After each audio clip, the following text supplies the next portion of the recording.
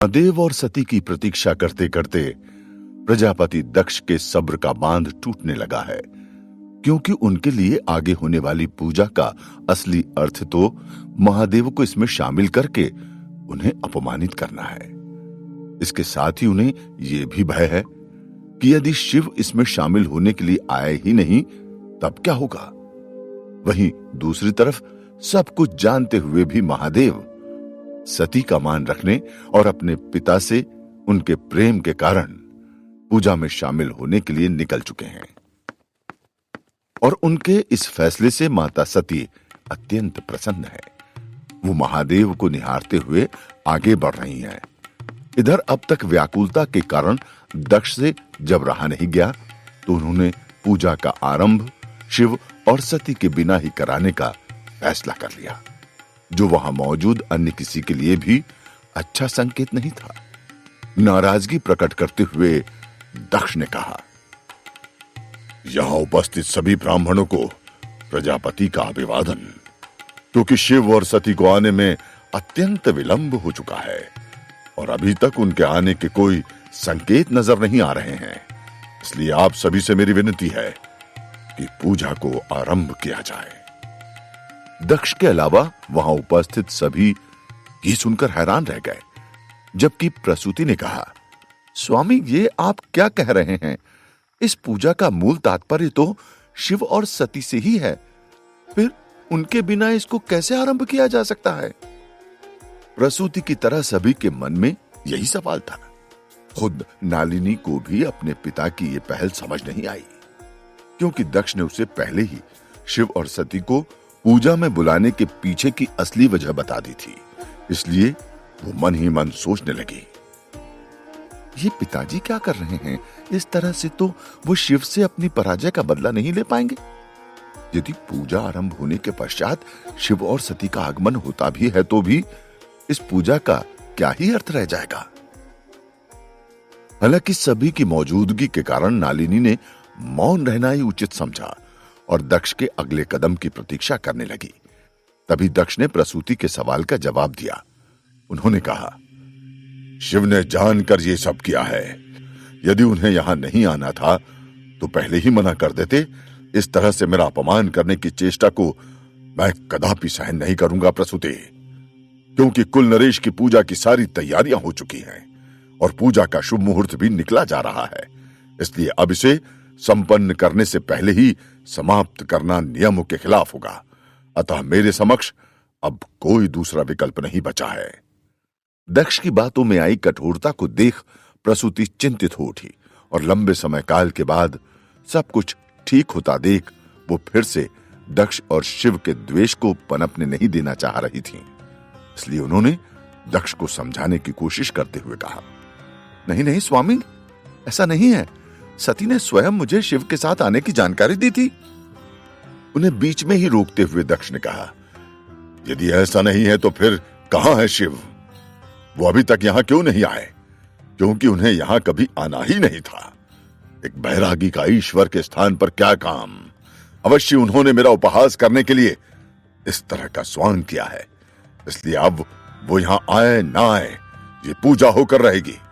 लेकिन उनके यहां नहीं आने से मेरे मन को बहुत ठेस पहुंची है।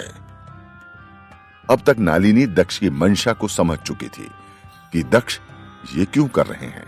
दरअसल वो इस तरह से सभी के सामने खुद को सही और महादेव को गलत ठहराना चाह रहे थे। इसलिए अपनी बात कहते ही दक्ष यज्ञ स्थल की तरफ बढ़ने लगे। तभी मंदिर में सती की आवाज सुनाई पड़ी, रुकिए पिताजी। आवाज सुनते ही सभी का ध्यान मंदिर के द्वार की तरफ चला गया और वहां मौजूद थे महादेव और माता सती। दोनों की ये जोड़ी साथ में अत्यंत ही मनोरम लग रही थी। उनकी मौजूदगी से मंदिर के अंदर अलग ही ऊर्जा का संचार होने लगा, क्योंकि स्वयं ईश्वर का मंदिर में आगमन हुआ था। उन्हें देखते ही सभी के चेहरों पर राहत नजर आने लगी। प्रसूति की अटकी हुई सांसें स्वतः अपनी रफ्तार से चलने लगी। लेकिन दक्ष और नालिनी सभी से ज्यादा प्रसन्न होने लगे, क्योंकि अब दक्ष अपनी आगे की योजना को नया रूप दे सकते थे। हालांकि दक्ष ने दोनों को देखकर अपनी नाराजगी जाहिर की। सती, तुम जानती हो ना कि पूजा, हवन, यज्ञ, इनमें समय कितना महत्वपूर्ण होता है और शुभ मुहूर्त के बाद किए जाने वाला कोई भी कार्य सफल नहीं होता। फिर भी तुमने इतना विलंब क्यों किया? थोड़ा रुककर उन्होंने कहा, मैं मानता हूं कि शिव इस तरह के सांसारिक कार्य से अनजान है। उनके लिए समय और नियम का कोई महत्व नहीं है, किंतु तुम्हें तो मैंने इस सभी के महत्व के बारे में भलीभांति सिखाया है। दक्ष साफ साफ महादेव को अपमानित करने की कोशिश कर रहे थे और ये बात सती को भी समझते देर नहीं लगी। इसलिए वो अपने पिता को रोकने के लिए कुछ कहना चाह रही थी, लेकिन महादेव ने उन्हें रोकते हुए कहा, आप ठीक कह रहे हैं प्रजापति, मैं एक बैरागी हूं। तप और ध्यान ही मेरी परम साधना है, इसलिए मुझे समय का बोध नहीं रहता। किंतु इसका मतलब ये नहीं है कि मुझे समय के महत्व की कोई समझ नहीं है। आप जो ये पूजा करने जा रहे हैं उसके शुभ मुहूर्त में अभी समय है, इसलिए मैंने और सती ने यहां पहुंचने में कोई विलंब नहीं किया है। महादेव दक्ष को समझाने लगे, लेकिन नियम और समय के बारे में कोई प्रजापति दक्ष को समझाए, ये उनसे कहां सहन होने वाला था। वो भी तब जब ये प्रयास उनका सबसे बड़ा शत्रु कर रहा हो। इसलिए उन्होंने कहा, तो अब महादेव मुझे यानी प्रजापति को समझाएंगे कि नियम और समय की सही परिभाषा क्या है। महादेव ने एक बार फिर कहा, यदि आपको मेरी बातों पर शंका है तो आप स्वयं यहां उपस्थित ब्राह्मणों से जानकारी ले सकते हैं। महादेव के इतना कहते ही दक्ष वहां मौजूद ब्राह्मणों की तरफ देखने लगे और सभी ने एक साथ कहा, हां प्रजापति, महादेव बिल्कुल सत्य कह रहे हैं, शुभ मुहूर्त में अभी भी समय है। इतना सुनते ही दक्ष एक बार फिर अपनी हार का एहसास करते हुए शांत हो गए, लेकिन वो महादेव को अपमानित करने तक कहां रुकने वाले थे। इसलिए उन्होंने आगे कहा, चलिए मान लेते हैं कि आप सही समय पर यहां उपस्थित हुए हैं, किंतु अभी भी आप पूजा में बैठने योग्य नहीं हैं, और जिसका कारण आपकी ये वेशभूषा है। ये गले में पड़ा सर्प है, तन पर मली गई भस्म है, बाजुओं में बंधी हुई रुद्राक्ष की माला है। आपको पहले इन सभी का त्याग करके एक मनुष्य के समान चीजों को धारण करके इसमें बैठना होगा, तभी आप इसके योग्य माने जाएंगे। ये क्या कह रहे हैं प्रजापति? प्रजापति जानकर महादेव को ऐसा करने को कह रहे हैं। शायद प्रजापति की मंशा महादेव को अपमानित करने की है। दक्ष के शब्द सुनकर मंदिर में मौजूद सभी तरह तरह की बातें करने लगे, जबकि उनके इन्हीं शब्दों को सुनकर सती से रहा नहीं गया। उन्होंने कहा, पिताजी, आप महादेव से अपनी पहचान बदलने को कह रहे हैं? वो ऐसा नहीं करेंगे। यदि उनके इस रूप के कारण हम पूजा में नहीं बैठ सकते तो यही सही, लेकिन मैं कदापि उनके रूप के बारे में कुछ नहीं सुन सकती। दक्ष ने मुस्कुराते हुए कहा, पुत्री, मैं ये अपने लिए नहीं कह रहा, बल्कि ये तो तुम्हारे लिए ही है। लेकिन पूजा में बैठने वाले का तन स्वच्छ होना जरूरी है, तभी भगवान विष्णु इससे प्रसन्न होंगे, अन्यथा इसका कोई मोल नहीं रह जाएगा। आप ही बताइए महादेव, मैंने कुछ गलत कहा क्या? दक्ष जानकर इस तरह से व्यवहार करने लगे।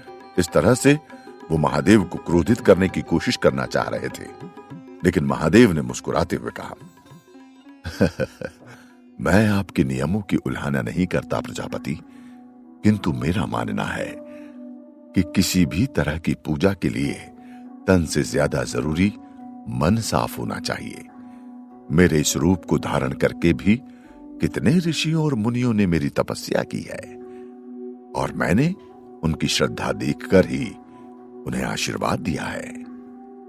वो जो भी हो, लेकिन यदि आप अपनी वेशभूषा बदलने को तैयार नहीं है तो आप इस पूजा में नहीं बैठ सकते। यदि ऐसा है प्रजापति, तो आज मेरे इस रूप के बाद भी विष्णु स्वयं आकर दर्शन देंगे।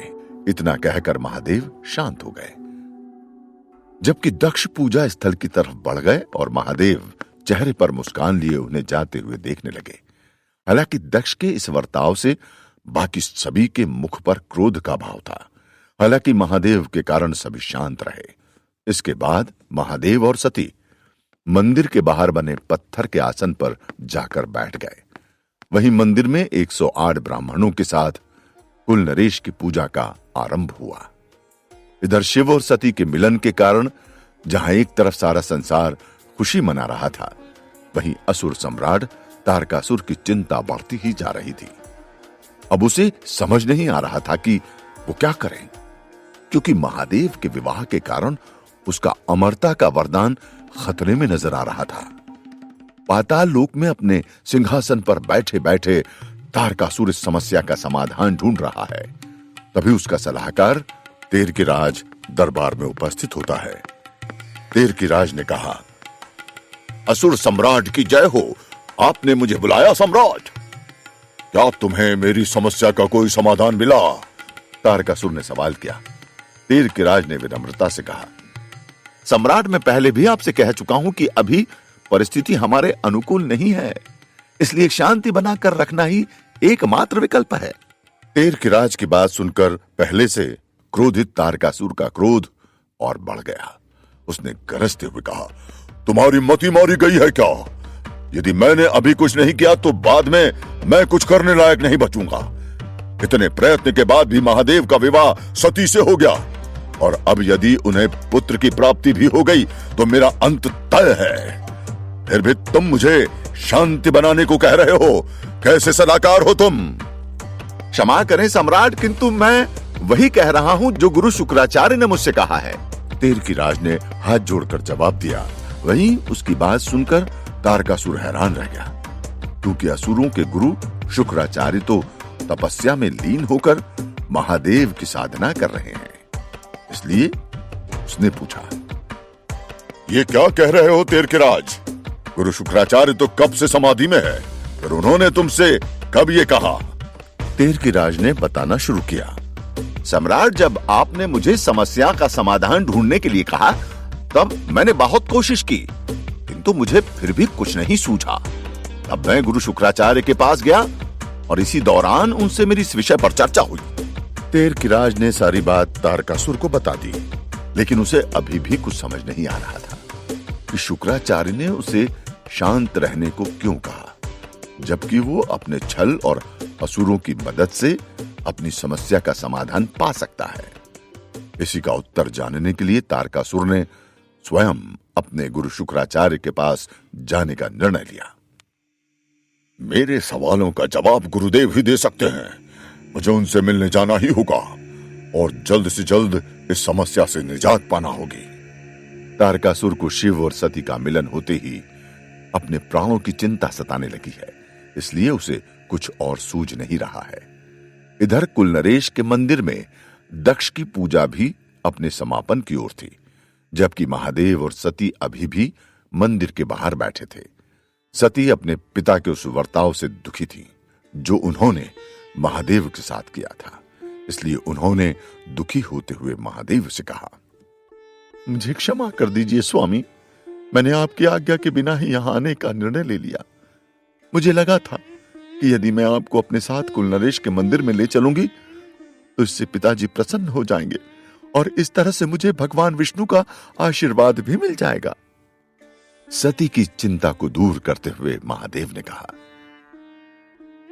चिंता मत करो सती, मन से की हुई साधना कभी बेकार नहीं जाती और किसी निर्धारित स्थान पर बैठकर ही भक्ति नहीं होती।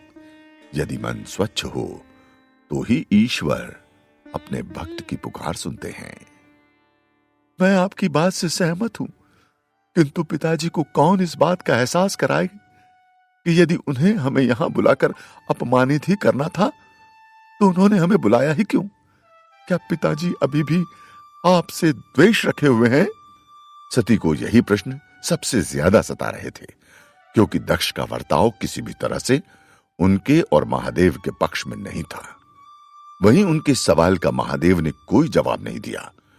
इसकी जगह वो बस मुस्कुराकर सती को देखने लगे। इधर पूजा समाप्त होने के बाद दक्ष अपनी जीत पर खुश होते हुए अपने आसन से उठे और उन्होंने महादेव को मंदिर के अंदर बुलाने के लिए प्रसूति से कहा। प्रसूति ने भी बाहर आकर सती और महादेव को बताया कि पूजा समाप्त हो चुकी है, जिसके बाद वे अंदर चले गए।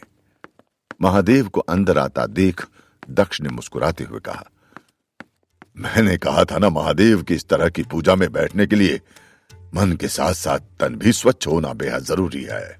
आपके बाहर जाने के पश्चात ही ये पूजा सफल हो सकी, किंतु मन को पीड़ा पहुंची ये जानकर कि आप इसमें शामिल नहीं हो पाए। दक्ष अपनी बात जारी रखे हुए थे, तभी मंदिर में कुलनरेश की मूर्ति से तेज रोशनी निकलने लगी और अगले ही पल भगवान विष्णु सभी के सामने प्रकट हो गए। देखते ही सभी ने उन्हें प्रणाम किया, जबकि महादेव शांत खड़े रहे। वहीं दक्ष को लगने लगा कि उनकी पूजा की वजह से भगवान विष्णु ने उन्हें दर्शन दिए हैं, इसलिए उन्होंने हाथ जोड़कर कहा, मैं धन्य हो गया नारायण, जो मेरी भक्ति और मेरी पूजा से आप प्रसन्न हुए और आपने मुझे दर्शन दिए। लेकिन उन्हें रोकते हुए भगवान विष्णु ने कहा, यह सत्य है दक्ष कि मैंने भक्ति से प्रसन्न होने के कारण दर्शन दिए हैं, किंतु वो तुम नहीं थे। अपने भगवान, अपने ईश्वर से इस तरह की बात सुन दक्ष हैरान रह गए। उन्होंने पूछा, मैं समझा नहीं नारायण, वो मैं ही तो था जो पूजा में बैठकर आपको आहुति दे रहा था।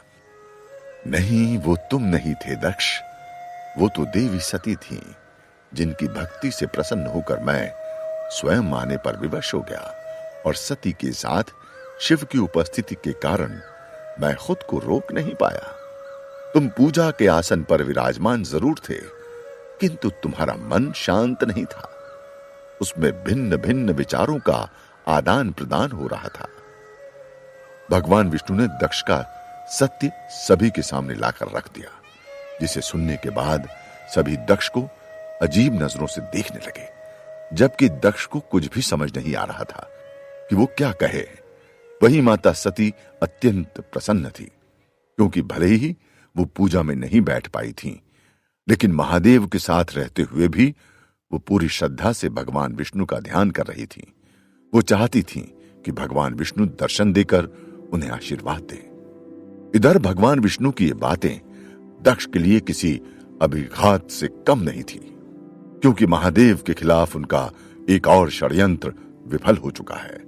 वो अपने जिन नियमों और पवित्रता की उल्हाना महादेव को दे रहे थे, अब वो उसी में फंस चुके हैं। खुद के बचाव में अब क्या करेंगे दक्ष, और क्या होगी भगवान विष्णु की आगे की प्रतिक्रिया?